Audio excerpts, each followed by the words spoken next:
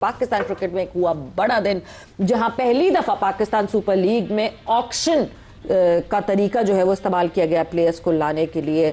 तो सबसे पहले तो एक अच्छा फैसला लगता है। बहुत सारे लोग जो हैं वो खिलाफ थे कि ऑक्शन नहीं होना चाहिए, ड्राफ्ट रहना चाहिए, बट अब काफ़ी बैलेंस लग रही है टीम शायद। अच्छा, पूरी तरह मैंने नहीं देख पाया लेकिन ये है कि ओवरऑल जो फीडबैक मिल रहा है, आपसे भी मिला, कुछ और लोगों से भी मिला, पॉजिटिव था, वेरी गुड, कि पॉजिटिव ही रहना चाहिए क्योंकि हमारा बहुत बड़ा ब्रांड है। हमने इसको आगे किससे आगे ही बढ़ा के लेके चलना है इंशाल्लाह पाकिस्तान की क्रिकेट के लिए। मेरे ख्याल में मैं समझता हूँ कि थोड़ा सा क्योंकि हम बिल्कुल ही कुछ प्लेयर्स को इग्नोर कर देते हैं। तो मुझे उम्मीद थी कि दो नई टीमें आने के बाद जो है हमारे कुछ क्रिकेटर्स, मैं समझता हूँ कि लाजमी मैं यहाँ पे मेंशन करूँगा, पहले भी किया था, दोबारा किया था, चाहे वो उमर अकमल हो, चाहे अहमद शहजाद हो। आई थिंक कि वो कंटिन्यू खेल भी रहे हैं, प्रैक्टिसों में भी नज़र आ रहे हैं, वो लड़के ट्रेनिंगों में भी नज़र आ रहे हैं, जिम्स वगैरह के अंदर। आई थिंक इतना नहीं करना चाहिए, आपको रिस्पेक्ट देनी चाहिए। दोनों की परफॉर्मेंसेस बहुत आउटस्टैंडिंग रही है पास्ट के अंदर। खूबसूरत प्लेयर, खूबसूरत क्रिकेटर्स, मेरे ख्याल में आई थिंक कि इतना इग्नोर नहीं करना चाहिए। मौका देना चाहिए उन लोगों को, देना चाहिए था उन लोगों को। तो आई थिंक अगर मैं किसी टीम को लेके होता ना तो मैं इन दो प्लेयरों को लाजमी अपने साथ। देखिए तरीका क्या है इनको चलाने का, प्लेयर बड़े होते हैं ना, इनको थोड़ा सा अगर एटीट्यूड का इशू होता है ना, घर में हर बच्चा एक जैसा नहीं होता, हर एक के साथ आप डिफरेंट तरीके से आप पेश आते हैं। तो मेरे ख्याल में इनको एक तरीके से, मैं कप्तान था जब मैं इनको लेके चल रहा था, मुझे पता था कि इनको किस तरीके से लेके जाना और बाकियों के साथ किस तरीके से।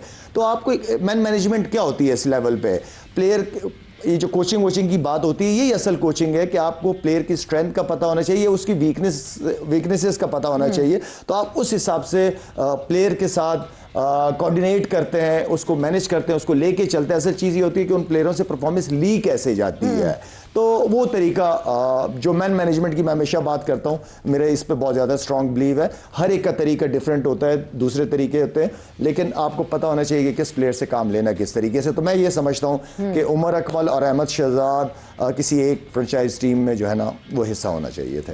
तो आसिफ साहब, टैलेंट मिस यूज, मतलब हम ये कहते हैं कि जब आए टैलेंटेड इतने टैलेंटेड प्लेयर्स मगर उस पोटेंशियल तक पहुंच ही नहीं पाए। अपनी गलतियां भी बहुत सारी थी मगर फिर ट्रस्ट भी लोगों ने ख़त्म कर दिया उन पे करना। What's your take on that? देखिए, आपने दूसरी बात बिल्कुल ठीक की है। उसमें जो भी प्रॉब्लम आ रही थी उसको सॉल्व करने का तरीका होता है, एक प्लेयर बनता है इतना। दोनों ही अच्छे प्लेयर थे। अभी तो उमर अकमल का तो मुझे पता है कि वो शायद खेल रहे हैं, और लेकिन अहमद का मुझे नहीं आइडिया। मैंने तो टीवी पे बैठे हुए उनको देखा है और मुझे नहीं आइडिया। बहरहाल वो इग्नोर करने वाली बात है, उसमें कई चीज़ें सामने आती है। मैं बल्कि मेरे से इत्तेफाक करना चाहिए कि मैं जब कहता हूँ कोई प्लेयर के बारे में जो थोड़ा सा, जब हम सिलेक्शन करने जाते हैं या कोई नए प्लेयर हो, उसके मैं ये कहता हूँ कि आयत आपको कितना सर्व कर सकता है ये पाकिस्तान के लिए, कितनी दूर तक जा सकता है।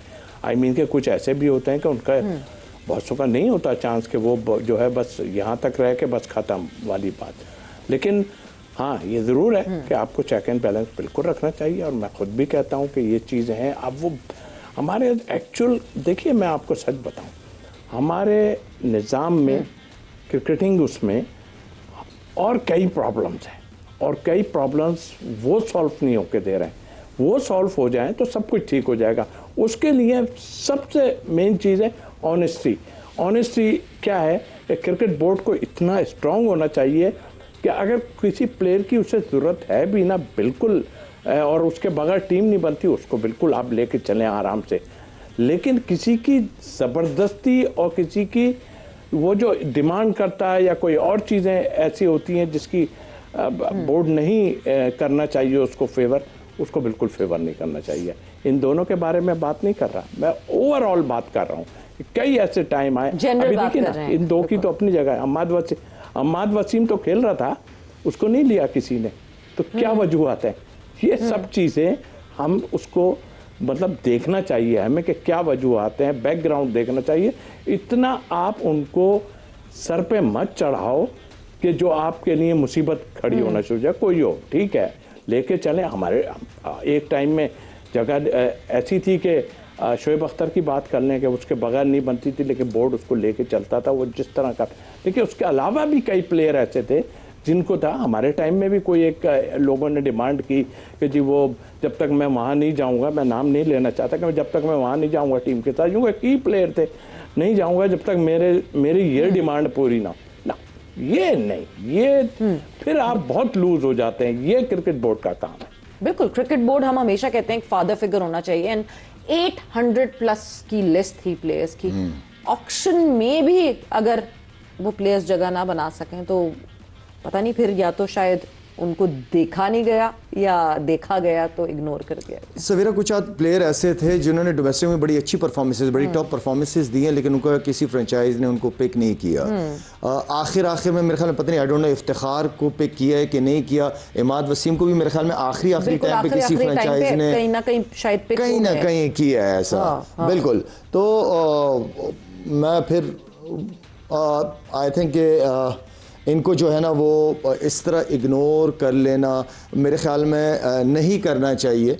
हमारा इशू ये है कि जब हम उठाते हैं बिल्कुल इस सर पे उठा देते हैं और जब गिराते हैं बिल्कुल ही गिरा देते हैं। जो क्रिकेट एकेडमीज़ होती हैं उन एकेडमीज़ के अलावा, क्रिकेट के अलावा भी बच्चों के ऊपर काम होना चाहिए।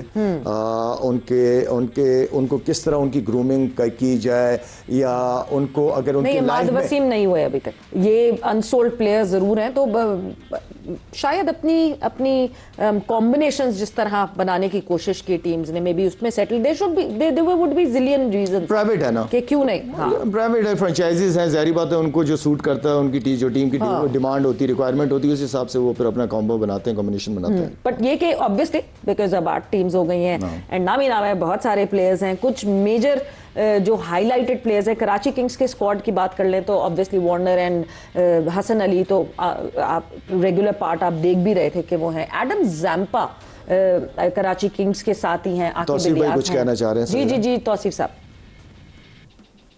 देखिए अभी बिल्कुल ठीक है, जिनके नाम लिए ना अपनी जगह।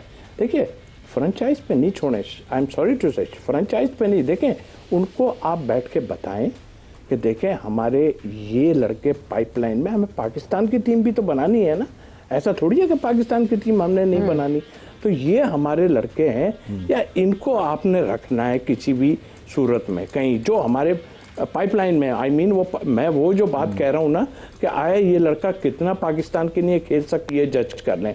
फॉर्मेट को छोड़ दीजिए, फॉर्मेट में डिफरेंट वो है। शौकील की बात की, मैं नहीं समझता कि 20 के लिए वो है, लेकिन उसको दायरा उनकी फ्रेंचाइज ने खिलाया। कई ऐसे थे जिन्होंने खिलाया जो मैं समझता हूँ कि वो 20 के नहीं है प्लेयर, जो मेरी नज़र में। बाकी लोग ज़बरदस्ती आप लेंगे तो आपको तो मुल्क की टीम भी बनानी है। आपने यही थोड़ी कि आप फ्रेंचाइज अगर कहता है, मैं उनकी रिस्पेक्ट करता हूँ कि वो इसमें आए हैं, हमारे प्लेयरों का बहुत भला हुआ है, इसमें बहुत कुछ है।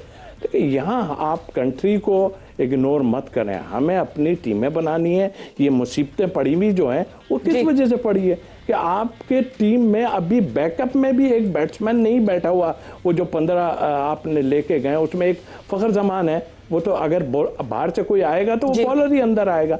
तो थोड़ा सा इस पे हार्श जरूर है, लेकिन सही बात है, मैं आपको बताऊं।